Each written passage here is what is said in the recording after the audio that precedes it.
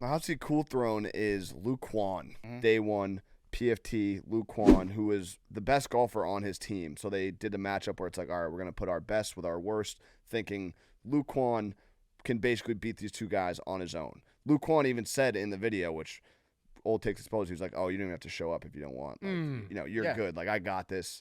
Don't worry about it. So he showed up, though, right?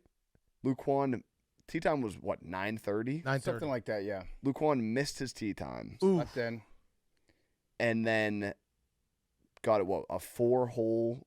He had to sit out for 4 holes, which PFT then. So PFT had to play 1v2. It was against also 2 good golfers. In a scramble.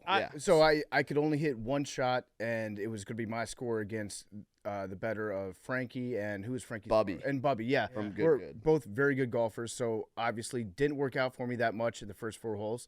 But the night before at the draft, Luke Kwon, he was like, yeah, we're not going to use any of your shots tomorrow. And then he didn't show up. And then the penalty kept getting worse and worse, which is why I got mad initially, because every time Dave would talk, it would be like, okay, it's 1 hole, Well, 2 holes. And I was upset with that, but really I was upset with Luke for not being there. it was a similar situation to Dave and Hank. I was told I was rules official maybe 20 minutes before we got to the opening dinner. I don't know about golf. I was just Googling everything. But it didn't help that I was fighting for you, and then Dave saw me fighting for you, and he's like, nah, let's make it even worse. Yeah, so every time. So I probably should have just – I did say that Luke Kwon had to wake up naturally. We should have put him back to bed and had to wake up naturally. He shouldn't let someone wake him up. So every time Dave would talk about the punishment, it would get worse. He was 1 loving hole, it. Then it was 2 holes, then 3 holes, then finally 4 holes is what we settled on.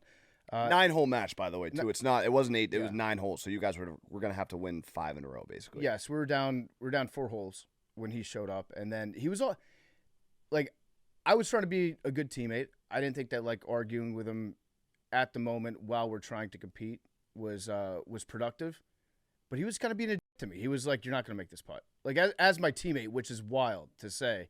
And like Frankie was even uncomfortable with it. He was like, "Wow, this guy's really." I was like, I mean, Max. It was crazy. I was there. Yeah, I was filming it. They cut some of the stuff. I don't know. I don't know if they. I don't know if I didn't watch this part of it, so I don't know if they put it in. But PFT was like being self-deprecating, being like, "Should we just skip ahead to hole 5?" Luke was like, "Yeah, let's do that." I was like, "No."